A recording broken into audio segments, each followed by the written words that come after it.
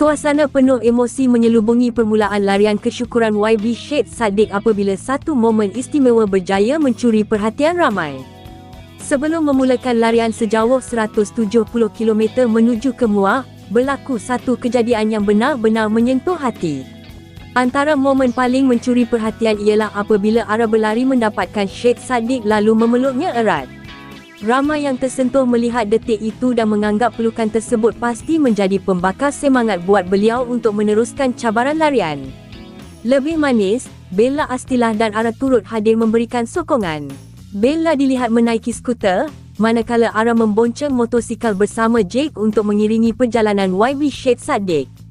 Kehadiran mereka jelas menambahkan lagi semangat sepanjang permulaan larian. Syed Saddiq memilih Istana Kehakiman di Putrajaya sebagai titik permulaan larian kerana lokasi itu mempunyai makna yang sangat besar dalam hidupnya.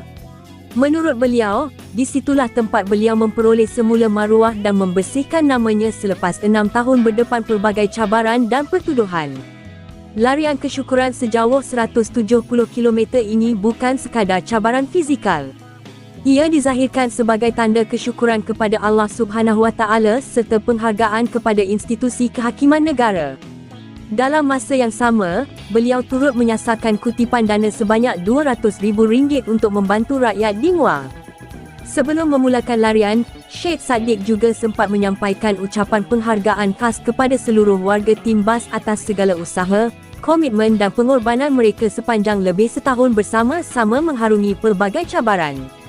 Beliau mengucapkan terima kasih kepada semua yang sentiasa berdiri di belakangnya. Tim bas official pula turut mendoakan agar segala urusan dipermudahkan dan mendoakan beliau selamat sampai ke destinasi yang dituju. Ramai netizen turut meninggalkan doa dan kata-kata semangat. Ada yang berkata, kalau dengan haiwan pun beliau begitu penyayang, apatah lagi terhadap insan yang disayangi. Mereka berharap Syed Saddiq diberikan kekuatan untuk menamatkan larian ini dengan selamat serta mencapai matlamat mengumpulkan dana demi Muar yang tercinta.